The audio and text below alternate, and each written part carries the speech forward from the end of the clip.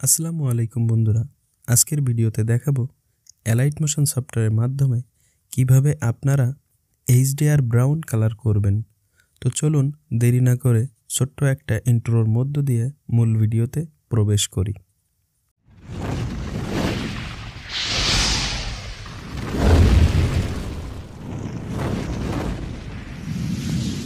প্রথমে আপনারা alight motion সফটওয়্যারটি ওপেন করবেন, তারপরে এখান থেকে প্লাস আইকনে একটা টাচ করবেন।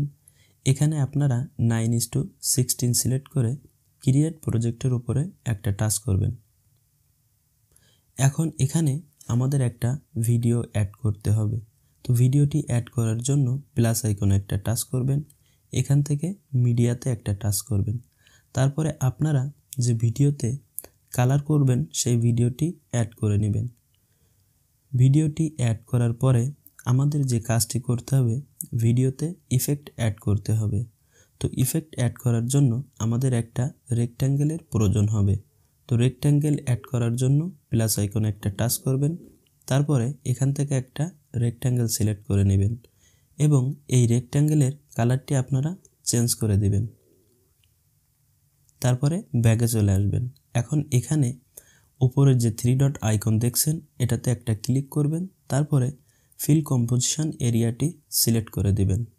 এখন আপনারা এই যে ব্লেন্ডিং অ্যান্ড অপাসিটি নামে যে অপশানটি আছে সেটাতে একটা টাচ করবেন, তারপরে ডিফারেন্সের উপরে একটা টাচ করে এখান থেকে সাবট্রাক্টটি সিলেক্ট করে দিবেন, তারপরে আবারও ব্যাগে চলে আসবেন।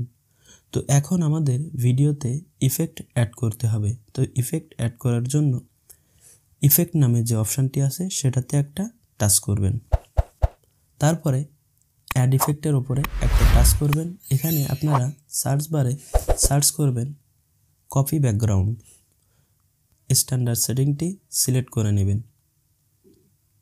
এখন এখানে আবারও সার্চ বারে সার্চ করবেন গাউসিয়ান ব্লার, এখানে আপনারা স্ট্যান্ডার্ড সেটিংটি সিলেক্ট করে নেবেন।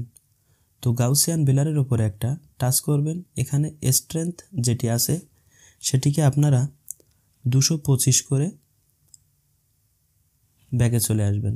তারপরে আবারও অ্যাড ইফেক্টে একটা টাচ করবেন, এখানে সার্চ বারে সার্চ করবেন এক্সপোজার অ্যান্ড গামা, এখান থেকে আপনারা স্ট্যান্ডার্ড সেটিংটি সিলেক্ট করে নেবেন। এখন আপনারা এক্সপোজার অ্যান্ড গামার উপরে একটা টাচ করবেন, এখান থেকে এক্সপোজারকে আপনারা -18 করে দিবেন, তারপরে গামার উপরে একটা টাচ করবেন, এখানে গামাকে আপনারা 630 করে ব্যাগে চলে আসবেন।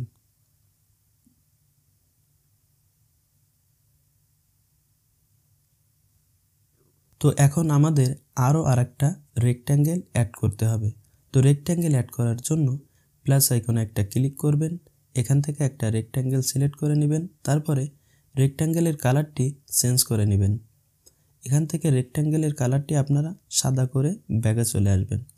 তারপরে সেম সিস্টেমে আপনারা উপরে 3 ডট আইকনে একটা টাচ করবেন, এখান থেকে ফিল কম্পোজিশন এরিয়াটি সিলেক্ট করে দিবেন।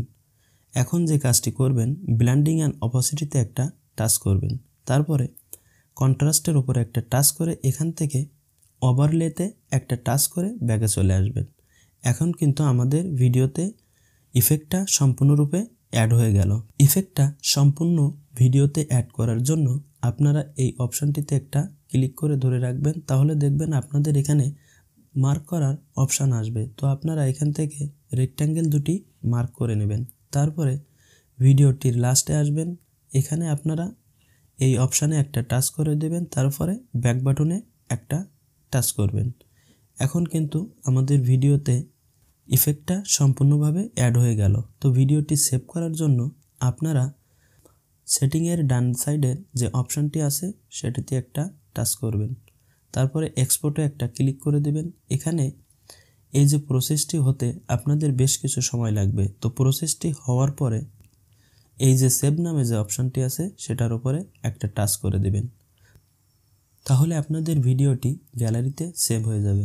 ভিডিওটি দেখার জন্য আপনাদের সবাইকে অসংখ্য ধন্যবাদ।